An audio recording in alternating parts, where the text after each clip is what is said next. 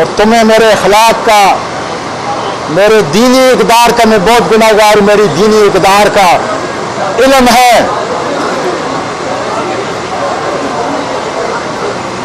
कि 49 साल मेरे शादी को हो गए, 49 साल। तुम्हें चाची की इज्जत का, तकद्दस का भी ख्याल है। मेरे अल्फाज आगे नहीं कि क्या बयान करूं। किस बात की ताकीद के लिए आपने ये कमेटी जो है, नाम नहाद कमेटी बनाई है?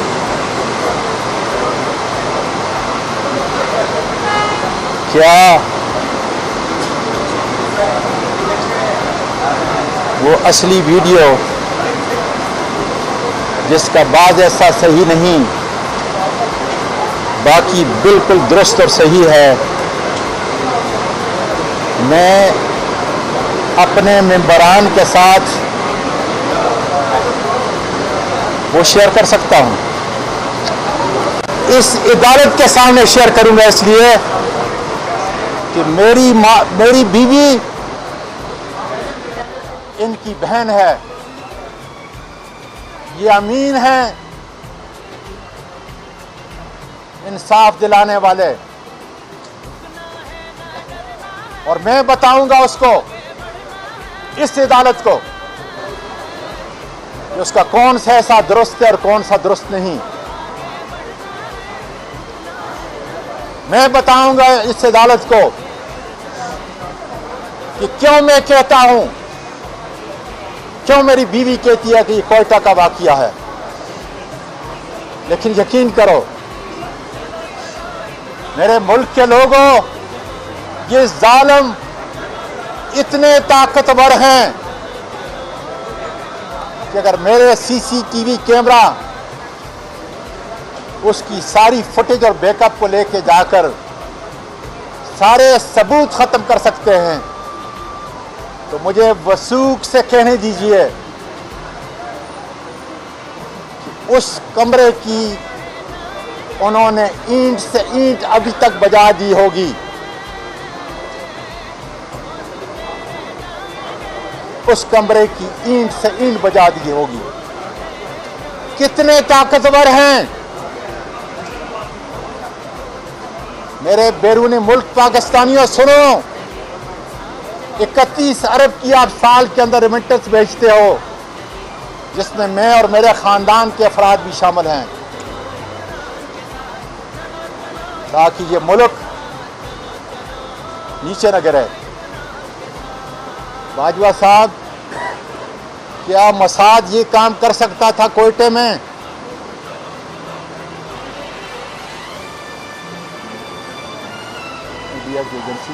क्या रहा ये काम कर सकता था कि स्वाति के पीछे उन 2 रातों में अगस्त की इतनी महफूज जगह जाकर उसकी जाती, निजी और हलाल की जिंदगी की वीडियो बनाए? ये हमारे उन मुख्तदर इदारों के उन 600-700 अफराद का कारनामा है, जो मुझसे नहीं। मैं तो आज जिस हालत के अंदर खड़ा हूं,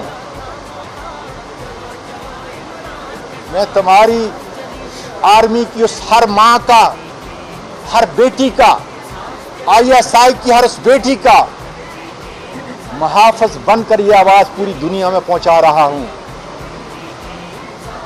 कि मेरी आर्मी को बदनाम न करो, मेरी ISI को न बदनाम करो। ये ISI के नाम पर चंद ताकतवर गुंडे हैं जिन्होंने मुल्क के हर इदारे को मफलूज बनाकर रख दिया है। फाइलें बनाई हैं, सच्ची या झूठी,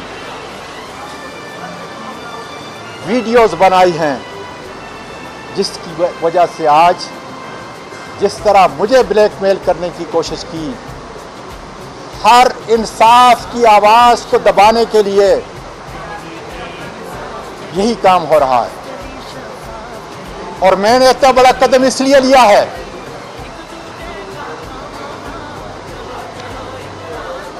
मुझे अपनी मौत की फिक्र नहीं। मैं अदालती उज़्मा के बाहर आपको ये बताना चाहता हूं, मुझे जहर दी जाएगी या यही ताकतवर लोग मुझे गोली मारेंगे, लेकिन मेरी हक की आवाज को, गैरत की आवाज को, नफरत की आवाज को, गुस्से की आवाज को पाकिस्तान के तारीख का मुअर्रिख इंशाअल्लाह ताला लिखेगा। ये जिंदा जावेद होगा कि हाँ, इस मुल्क का एक सपूत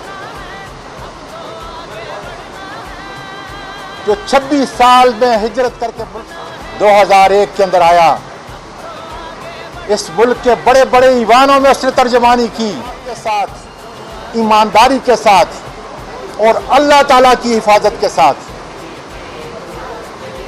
आज अगर वो इन चंद 100 लोगों की गलाजत का निशाना है, तो फिर कौन सी मां अपने खामद के साथ दुपट्टा पहनकर किसी होटल में इस किस्म के महफूज लाजिज के अंदर रात बसर कर सकती है? यह है मेरा सवाल और यह है मेरा मुकदमा। चीफ जस्टिस साहब, इंसाफ मिलते मिलते देर हो गई। ये वीडियो तो पहले बन चुकी थी, शायद इसको ये वायरल न करते।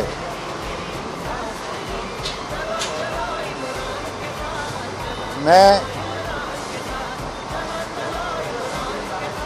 बाजवा साहब के दस्ते रास्त उनका भी शुक्रिया अदा करता हूं,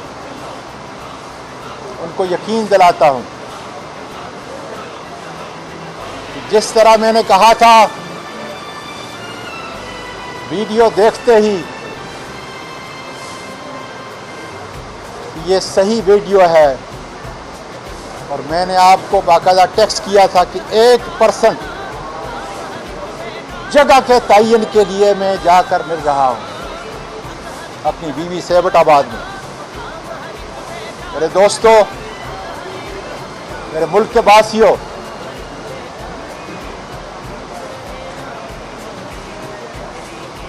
उस सुबह मेरे बच्चों को जान का खतरा था, इसलिए मैं लाहौर में था और मैंने फौरी तौर पर उनको कहा कि यहां से निकल जाएं और सीधा एबटाबाद चले जाएं। वहां KPK की पुलिस को कहा कि इनकी जान को खतरा है जब तक ये मुल्क से बाहर नहीं चले जाते।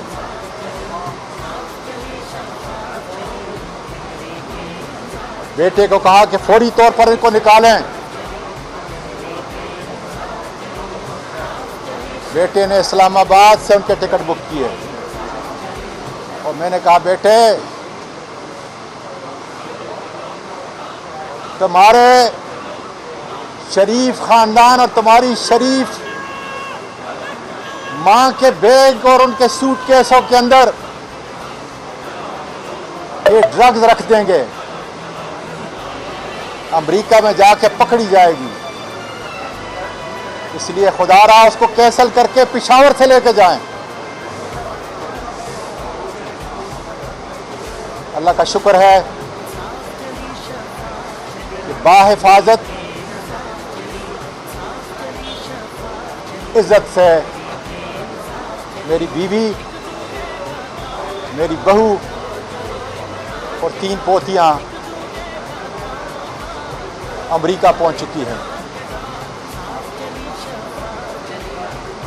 ए मेरे मुल्क की बेटियों हो, माओ, उस मां की अजमत को सलाम करो, शर्मिंदा ना हो।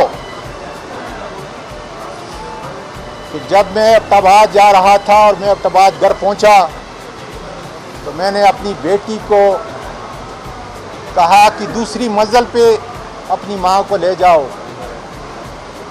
और पहले मैं और आप मिलते हैं इसलिए कि मुझ में सकत नहीं है कि मैं अपनी बीवी का सामना कर सकूं, शर्मिंदगी है। इसलिए किसी बीवी ने मुझे कहा था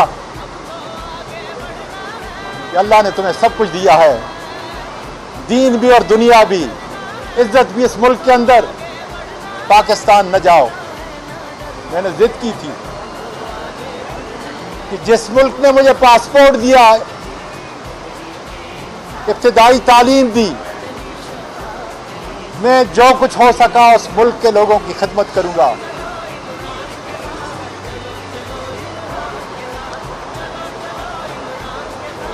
मैं बेटी से कमरे में मिला और उसको कहा कि देखें, मुझ में सकत नहीं, दिल में 3 स्टंट लगे हुए हैं। इस कायद-ए-आज़म अस्पताल में बेहतरीन surgeon, cardio surgeon Mumtaz Shah ने वो डाले हैं। उसके बाद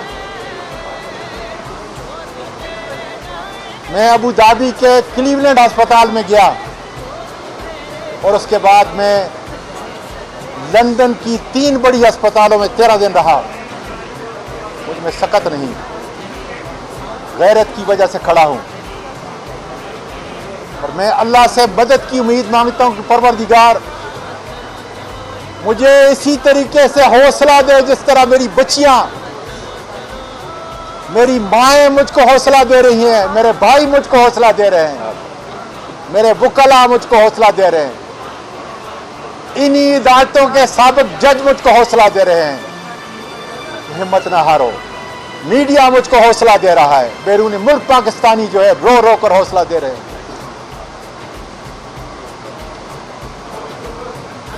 ताकि ये जबान बंद ना हो जाए।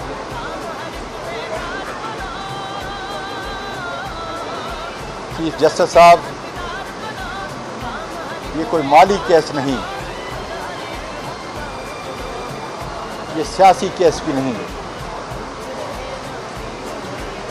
ये तो अब इतना संगीन केस बन चुका है जिसकी नज़ीर आपके अदल और इंसाफ की किताबों में कम ही मिलेगी। इसलिए इंसाफ के दरवाज़ों को खोलें। क्या ये अदल की अदालत उमर फारूक रज़ियल्लाहु ताला अन्हो के उस नज़ीर से जो हर वकील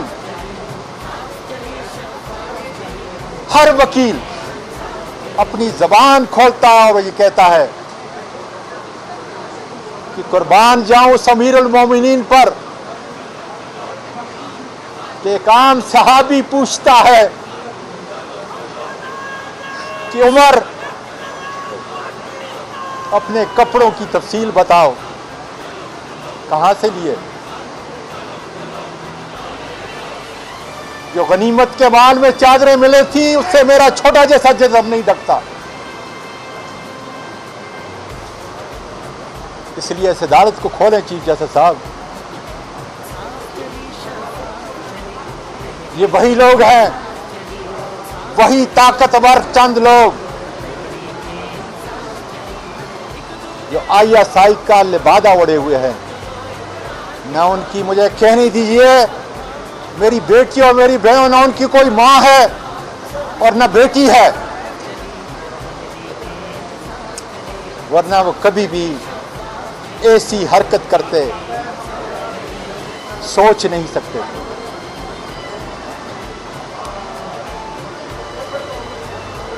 मैं सेनेट के चेयरमैन को फिर कहता हूं, इस वाक़ये के बाद वो कुर्सी जो कस्टोडियन है हमारी इज्जत की, हमारी नामूस की, उसको इन चंद ताकतवर लोगों ने तार तार कर दिया है। पूरी दुनिया आपको सलाम पेश करेगी। आओ अपने आईन की पासदारी करो।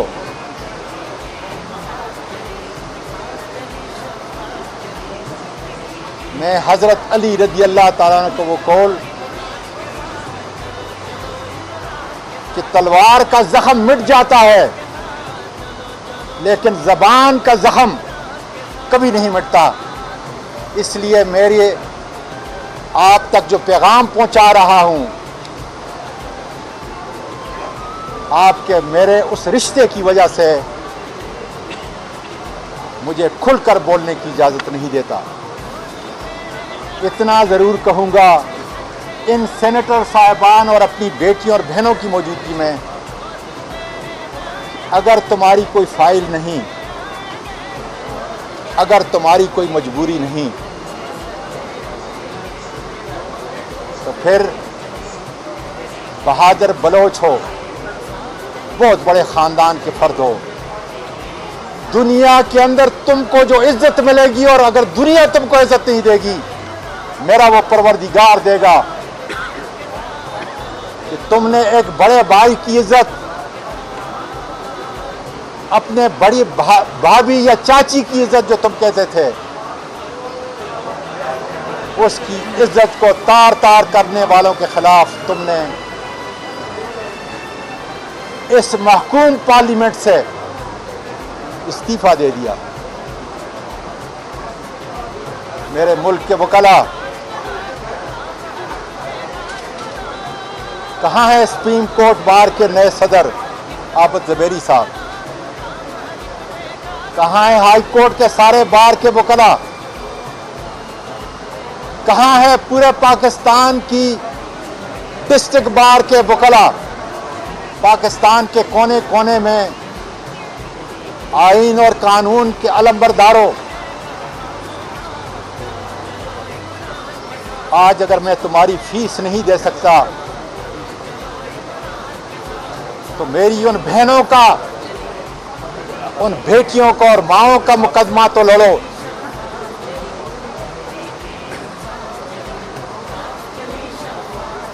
प्रो बोनो लड़ो। इसलिए कि जब इस अदालत के ऊपर खून मारा गया था, मैं नाम नहीं लेता, मगर इसी अदालत के एक बड़े अहम जज,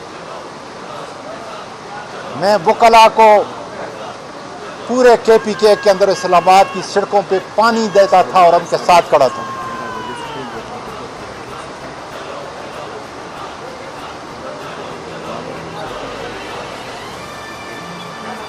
इसलिए शख्सी आज़ादी के लिए, इंसानी हुकूक की आज़ादी के लिए